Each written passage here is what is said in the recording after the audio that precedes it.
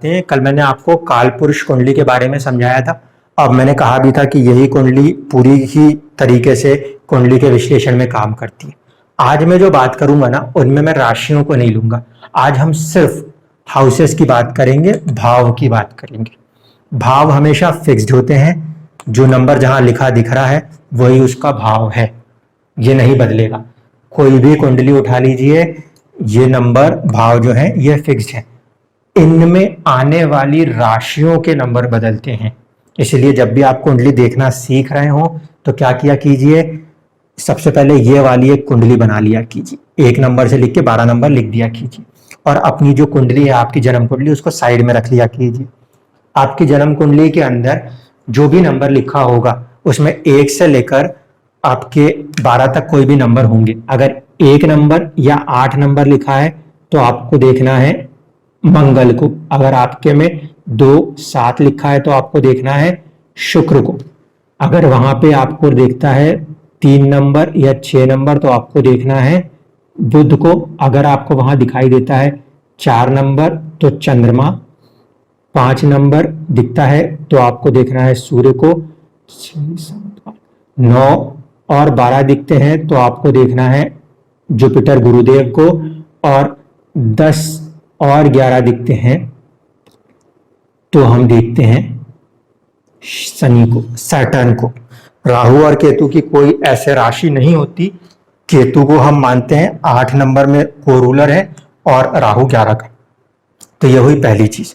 आपने अपनी कुंडली उठाई, सबसे पहले ये वाला ढांचा एक बार अपन ने बनाया और इसको रख लिया। बाजू में आपने अपनी जो भी कुंडली है उसको रख लिया।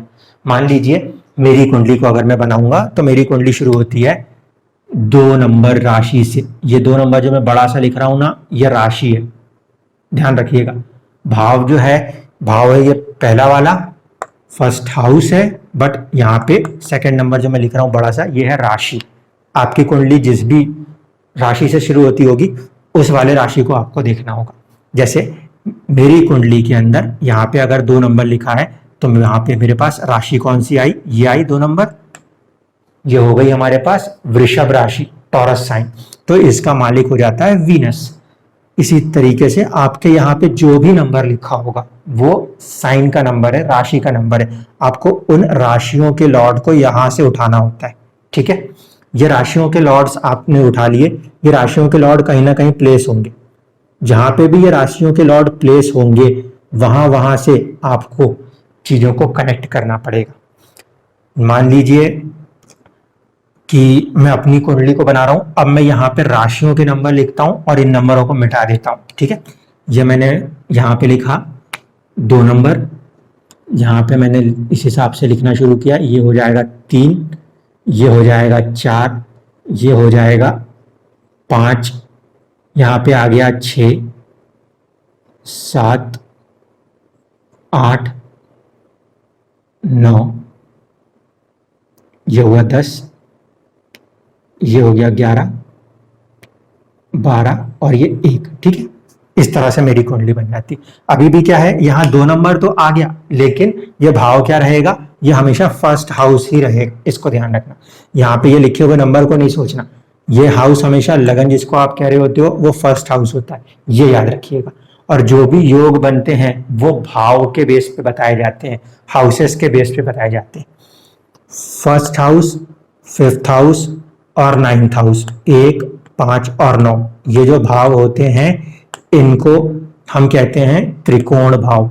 यहाँ पे आप कम से कम मेहनत करते हो तो भी आपको रिजल्ट देखने को मिल रहे होते हैं, 1, 5 और 9। और ये रिजल्ट ऐसे होते हैं जो कि नेचुरल आते हैं, यानी कि आपका जन्म, आपका शरीर आपने नहीं बनाया, नेचुरली मिलता है। आप जब चाइल्ड बर्थ करते हो तो आप एफर्ट जरूर करते हो, बट वो जो है बर्थ होना वो एक नेचुरल प्रोसेस, आर्टिफिशियल नहीं है। किस्मत जिसे हम कहते हैं, और हम आगे यहाँ पे फादर को भी देखते हैं, तो आपको पेरेंट्स का मिलना ये भी कहीं ना कहीं आपकी किस्मत, ये भी क्या है, नेचुरल प्रोसेस है। तो ये 3 जो है ये नेचुरल होते हैं।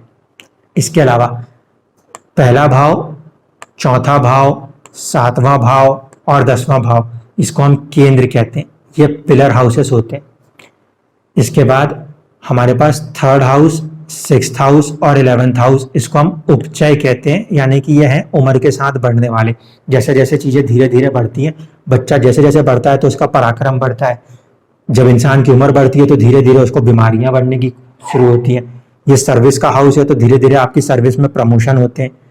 11वां भाव जो है गेन्स का होता है, तो धीरे धीरे करके आपकी तरक्की होती है, आपकी सैलरी बढ़ती है, आपकी गेन्स बढ़ते हैं।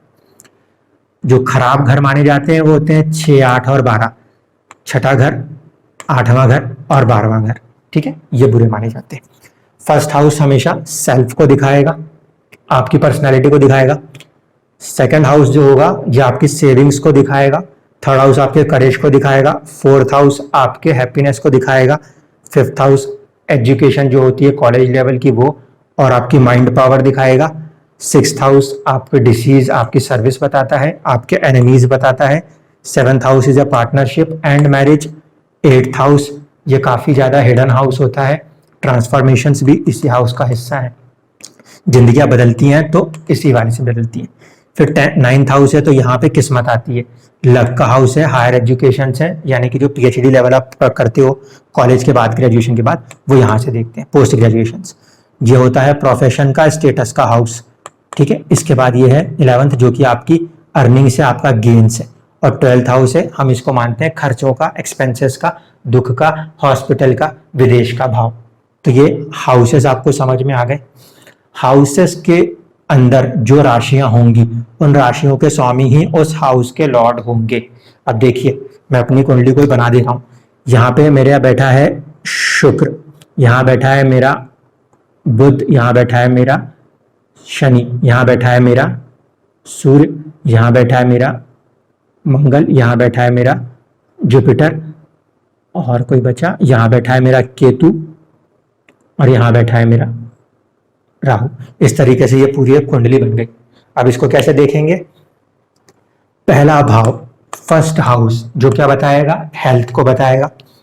वहां पे 2 नंबर की राशि है, उसका स्वामी कौन है? शुक्र है।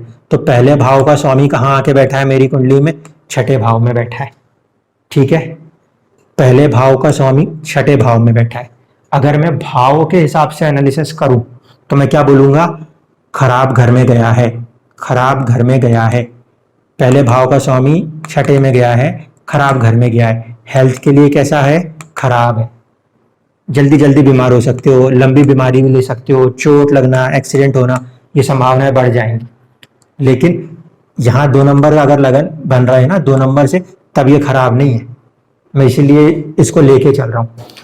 जो हम नेचुरली वीडियोस में देखते हैं और अप्लाई करते हैं उसमें और इसमें अंतर समझिए। पहले भाव से, पहले भाव का स्वामी छठे घर में जाना खराब है, ठीक है, भाव के लिए खराब है।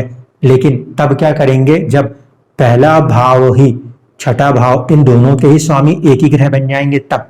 जैसे मेरी कुंडली में शुक्र जो है वो 2 और 7 दोनों का स्वामी है। ये शुक्र छठे घर का भी स्वामी है और ये शुक्र लगन का भी स्वामी है। इसीलिए यहाँ पे पहले भाव का स्वामी क्योंकि छठे घर का भी मालिक है, तो वो छठे घर में बैठा है तो हम उसको बुरा नहीं मानते। अब इसी की जगह कोई दूसरी कुंडली बन जाए और मान लीजिए यहाँ 1 नंबर लिखा हो, 1 नंबर यहाँ पे मैंने लिख दिया, सपोज मान लीजिए 1 नंबर, और यहाँ पे आएगा उस हिसाब से 6 नंबर। अब क्या हुआ? यहाँ का मालिक हो जाएगा मंगल। अब ये मंगल यहाँ बैठ जाए, अब ये खराब है। क्यों? क्योंकि ये इसकी अपनी राशि नहीं है। ये राशि मंगल की 1 नंबर, उसकी दूसरी राशि यहाँ पे आएगी 8वें घर में। 8वें का स्वामी छठे में बैठा है, इसके लिए तो अच्छा है, विपरीत राजयोग बनता है। लेकिन लगन का स्वामी अब छठे में बैठा तो खराब माना जाएगा। इसलिए इस बात को ध्यान रखिएगा कि मैं हमेशा कहता हूं कि कुंडली सिखाना बहुत मुश्किल काम हो जाती है। आप कोई भी लॉजिक को पकड़ के नहीं लगा देना कि बस एक ही चीज को हर बार समझा दिया और वही लगाए जा रहे, क्योंकि इस भाव का स्वामी जो है वो ही इस भाव का भी स्वामी है, इसीलिए वो यहाँ बैठ गया तो कोई बुराई नहीं है। अगर स्वामी नहीं है तो बहुत बुराई है, ठीक। इसी तरीके से सेकंड हाउस में भी राशि लिखी होगी, सेकंड हाउस से फिर काउंट करेंगे कि वहां से कैसा बैठा है। मान लीजिए मेरे में ये बैठा है इससे 6th होके, तो हम बोलेंगे इस भाव से ये गलत बैठा है, सेविंग्स के लिए ये गलत बैठा है, सेविंग्स के लिए गलत बैठा है, ठीक है। इस भाव से इसका रिश्ता कैसा हो गया? 6-8 हो गया, ये खराब हो जाएगा। ये थर्ड हाउस है, थर्ड हाउस को लेना है, फिर थर्ड हाउस का स्वामी जैसा बैठा हो। कहाँ नहीं बैठना चाहिए, वो अपने हाउस से ऐसे नहीं जाना चाहिए, 3 6 8 12 नहीं बैठना चाहिए, 6 8 12 नहीं बैठना चाहिए। अब मेरा चंद्रमा जो है वो यहाँ बैठा है, इसलिए हम कहेंगे कि ठीक है, एक घर आगे बैठा है, कोई परेशानी नहीं, सेकंड हाउस हमारे लिए कोई बुरा नहीं होता, तो हम उसको ठीक ठाक मानते हैं। चौथे घर में देखिए, चौथे घर का मालिक 8वें घर में बैठा है, चौथे घर का मेरा मालिक हुआ सूर्य 8वें घर में बैठा है। ऐसे देखेंगे तो 8वें घर में बैठा हुआ ग्रह खराब है, क्योंकि वह 8वें में बैठा है, लेकिन अपने भाव से कैसा बैठा है, अपने भाव से 5वां बैठा है, अपने भाव से 5वां बैठा है, इसलिए ऐसी कंडीशन में हम इसको बुरा भी नहीं कह सकते। हाँ, ये जरूर है कि इस भाव के जो रिजल्ट्स हैं उसमें अनसर्टेनिटी आएगी, परेशानियां आएंगी, इनकार नहीं कर सकते, लेकिन उस हाउस से उसका जो लॉर्ड है वो गलत नहीं बैठा, ये ध्यान रखना। हाउस में सबसे इंपॉर्टेंट कंसेप्ट इसीलिए बता रहा हूँ, हाउसेस में आपको अपनी कुंडली उठानी है, जो राशियां होंगी उन राशियों के स्वामियों को यह देखना है कि वो स्वामी हाउसेस से, जिन भी हाउसेस के वो लॉर्ड है वहां से, इन जगहों पे बैठे हैं तो अच्छा, यहाँ बैठे हैं तो बहुत अच्छा, यहाँ बैठे हैं तो खराब, 6 8 12 में खराब, यहाँ बैठे हैं तो आपको धीरे धीरे करके उन्नति मिलेगी। छठा घर क्योंकि धीरे धीरे करके बढ़ता है लेकिन परेशानियों के साथ बढ़ता है, तो धीरे धीरे करके उन्नति मिलती है, ये वाला कंसेप्ट हमें लगाना होता है। इसी तरीके से जब इनके स्वामी जो है, इन भावों के स्वामी जो है आपस में जुड़ते हैं तो उसको भी संबंध कहते हैं, उसको हम आगे की क्लासों में समझेंगे कि किस हाउस के साथ किस हाउस का कनेक्शन बना तो क्या रिजल्ट हमें कहना चाहिए। आज की क्लास से आपको बस इतना समझना है, 1 नंबर यहाँ पे होता है, पहला भाव रखना है इसको और उस हिसाब से कुंडली बनाइए, जो भी आपकी राशि वाली कुंडली है उससे उठा के ये वाले टेबल से देखिए लॉर्ड कौन सा है और उस पर्टिकुलर हाउस से कहाँ बैठा है इसको देखिएगा।